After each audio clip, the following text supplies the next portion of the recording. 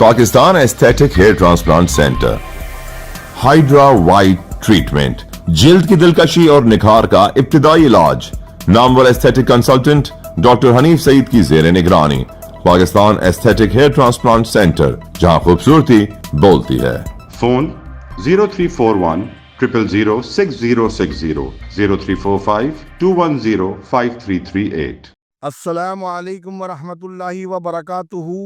میں ہوں سراج الدین امجدی۔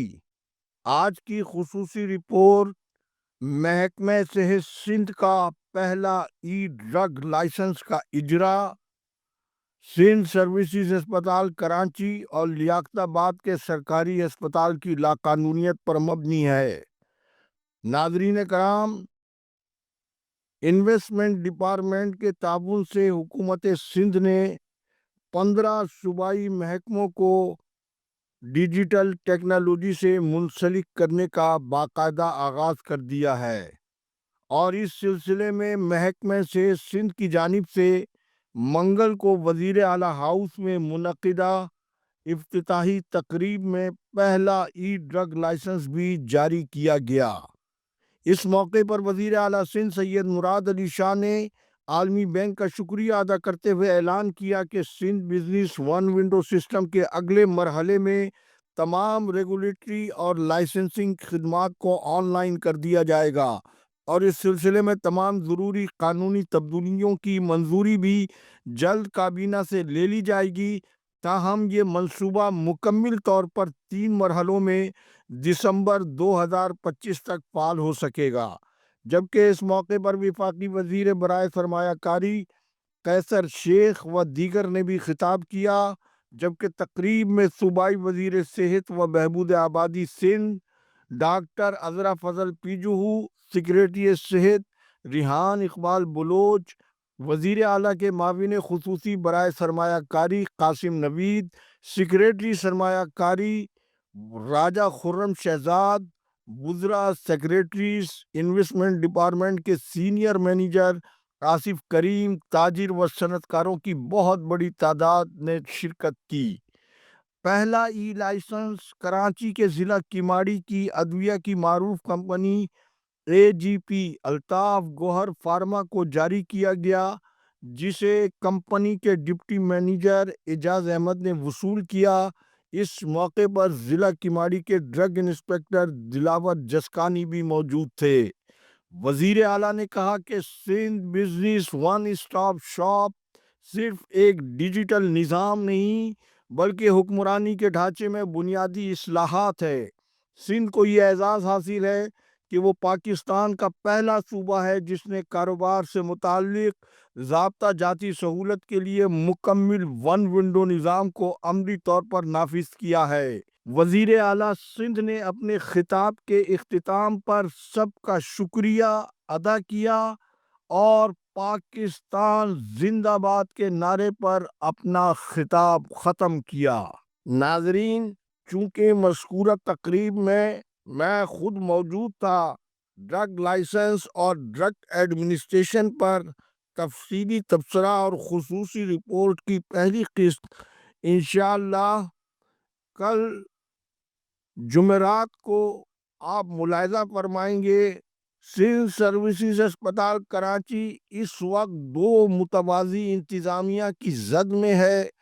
کرپشن اور لوٹ مار کا لامتناہی سلسلہ جاری ہے، اور اس وقت کرپشن ہمارا وہ قومی مسئلہ ہے جس سے نہ صرف وطن عزیز پاکستان کی نظریاتی جغرافیائی سلامتی جڑی ہوئی ہے، بلکہ اس کے نتیجے میں عوام کی وہ اکثریت جو کرپشن کی وجہ سے اس کا نان نفقہ چلانا روز بروز دشوار ہوتا جا رہا ہے۔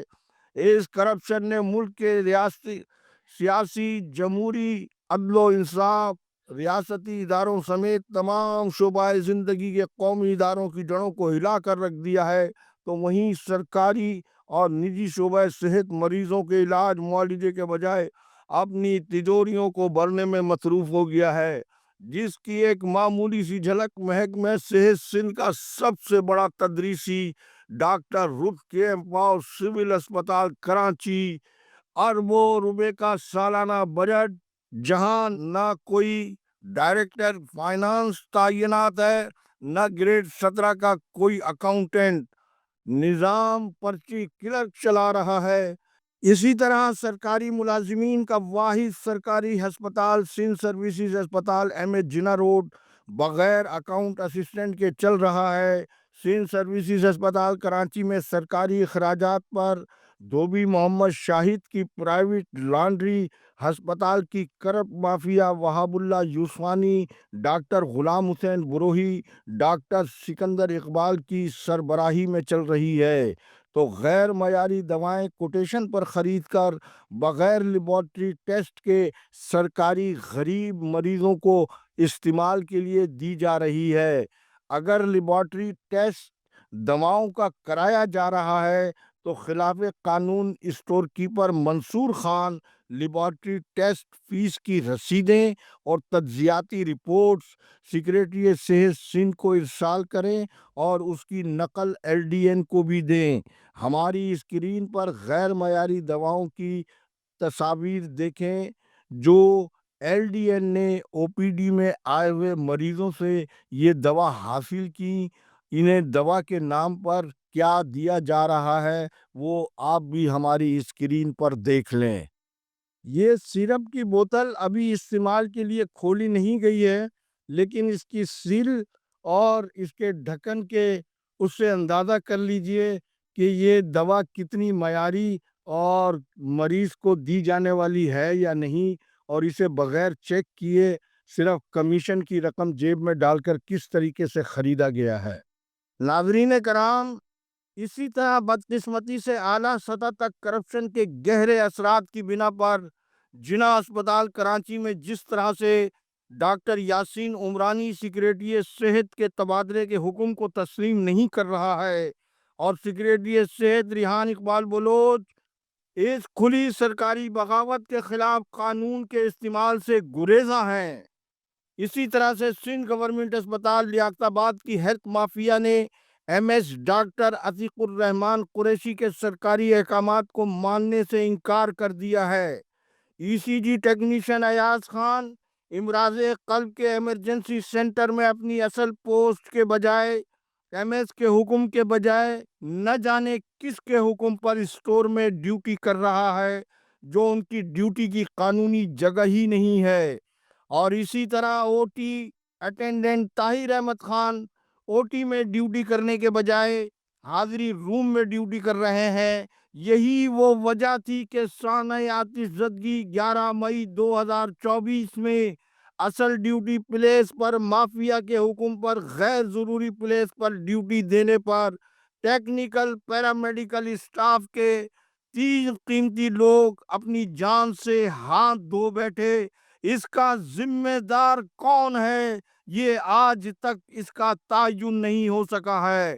اس کے باوجود اسی کھیل کو دوبارہ دہرایا جانا اور ایم ایس کا ہم سے یہ کہنا کہ آپ کو جو لوگ یہ سب کچھ بتا رہے ہیں وہ مجھ سے کیوں نہیں بتا رہے، تو ہم نے ایم ایس کو جواب دیا کہ آج تک آپ نے اپنی ایسی کسی معلومات کی بنا پر گڈ گورننس کی کوئی معمولی سی کوشش کی ہے جس سے آپ کے ماتحت عملے پر آپ کے بارے میں کوئی اعتماد پیدا ہوا ہو؟ آپ تو مافیا کے ہاتھوں یرغمال بنے ہوئے ہیں۔ انہوں نے ہمارے اس جواب پر نہایت جذباتی انداز میں جواب دیا کہ سابقہ غلط فیصلوں کو میں نے تحقیقاتی رپورٹ پر جو کارروائی کی ہے، ہم نے جواباً کہا کہ اس پر عمل درآمد اب تک کتنا ہوا ہے۔ آپ کے نام پر لوگ پیسے وصول کرنے والوں کا نام ظاہر کرنے سے خوفزدہ ہیں کہ نام بتا دیا تو ان کا اپنا جینا مشکل ہو جائے گا۔ اعتماد کے اس فقدان کا کون ذمہ دار ہے؟ MS ڈاکٹر عتیق الرحمان قریشی بھی اور آپ بھی اس پر غور کریں. مزید گفتگو بھی اس حوالے سے اصلاح احوال کے لیے انشاءاللہ ہم بلا خوف و خطر اور غیر جانبدارانہ انداز میں صبر سے جاری رکھیں گے. اللہ حافظ. پاکستان زندہ باد. کرپشن مردہ باد. عوام و افواج پاکستان پائندہ باد.